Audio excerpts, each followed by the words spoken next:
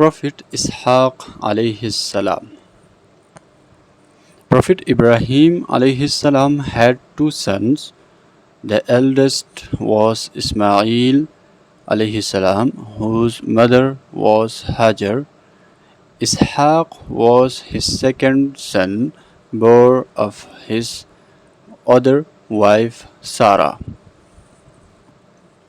The Quran tells us in Surah Hud how the good news of the birth of Ishaaq alayhi salam was given to Prophet Ibrahim alayhi salam. Allah sent some angels to him to give him the good news of a birth in his family, because Prophet Ibrahim alayhi salam had no children from his wife Sarah, and his wife Sarah had become old. And for this reason she felt sad. Both Ibrahim alayhi salam and his wife Sarah had become old. There was no hope for them to have children. The angels gave the good news of the birth of Ishaaq alayhi salam to Sarah and Ibrahim alayhi salam.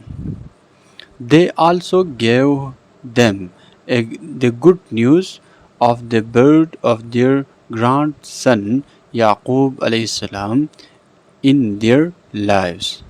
Both Ishaaq and Yaqub become messengers of Allah of great standing. These angels came to Prophet Ibrahim alayhi salam in human form. He took them as a normal guests. He brought a dish of roasted calf and placed it before them. Because they were angels and had no desire of eating and drinking, they did not spread their hand towards it. Ibrahim alayhi salam was 100 years old when Ishaaq alayhi salam was born.